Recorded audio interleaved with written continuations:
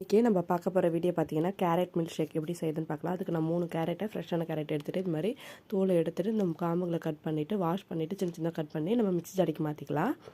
இப்போ இது கூடவே முந்திரியும் பாதாமையும் ஊற வச்சு எடுத்துருக்கேன், அதையும் ஆட் பண்ணிக்கலாம். இப்போது ஒரு டம்ளர் அளவுக்கு பால், திக்கான பால், காய்ச்சின பால் எடுத்துருக்கேன் ஆற வச்சு.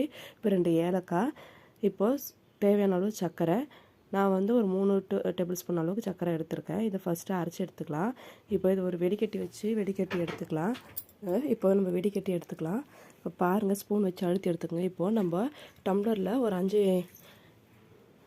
வந்து ஐஸ் க்யூப் சேர்த்துருக்கேன். இப்போது நம்ம மில்க் ஷேக்கும் ரெடி ஆகிடுச்சு. கேரட் மில்க் ஷேக் ரொம்பவே டேஸ்ட்டாக இருந்தது. அந்த ஏலக்காய் வாசனை, அந்த பாதாம் முந்திரி எல்லாம் போட்டதுக்கதுக்கும் இன்னும் டேஸ்ட் அதிகமாக இருந்து. நீங்களும் இதை ட்ரை பண்ணி பாருங்கள் ஃப்ரெண்ட்ஸ். உங்களுக்கு இந்த வீடியோ பிடிச்சிருந்ததுன்னா சப்ஸ்கிரைப் பண்ணுங்கள். தேங்க்யூ ஃபார் வாட்சிங்.